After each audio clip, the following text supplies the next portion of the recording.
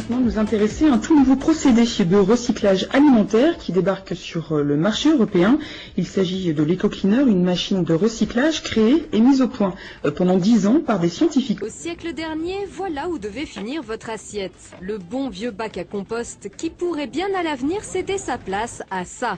Une machine qui termine vos restes et qui les digère en 24 heures. Cette machine est capable de recycler les déchets alimentaires en 24 heures et de les transformer au final en engrais. Un nouveau système de recyclage qui s'apparente à du compostage accéléré. La plupart des techniques de destruction utilisent l'écosystème qui vient du sol, donc les bactéries que l'on trouve dans le sol. Or nous, notre système a régénéré un écosystème qui est plus proche du tube digestif humain que de l'écosystème du sol. Ici 10 kilos de n'importe quoi, il y a des fruits, il y a des saucisses, il y a des légumes.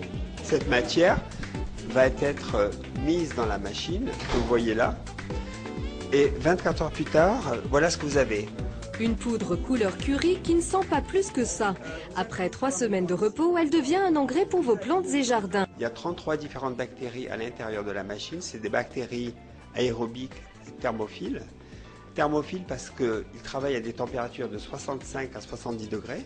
Et c'est ça qui va provoquer une fermentation ultra rapide. Évidemment, un petit tri s'impose au préalable et le tri, le conseil général y tient. L'EcoCleaner pourrait s'avérer une solution pérenne pour les grands établissements produisant beaucoup de déchets alimentaires comme les hôpitaux ou les enseignes de restauration rapide.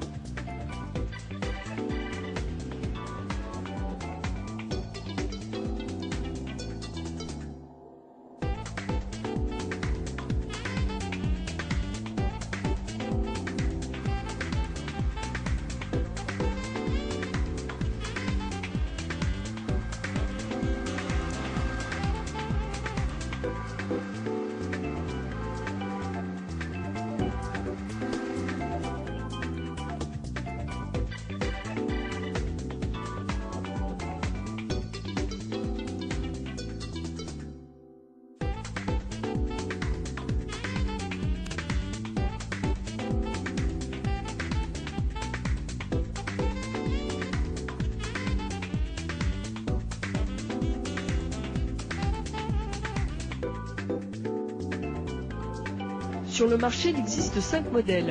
Ils peuvent traiter de 2 à 200 kg de déchets alimentaires par jour. Avec ce procédé, l'élimination des déchets alimentaires se fait sur place. Résultat, il est moins polluant que les autres méthodes de recyclage. Plus besoin donc de stocker, de transporter et de détruire ces déchets par combustion ou encore par enfouissement.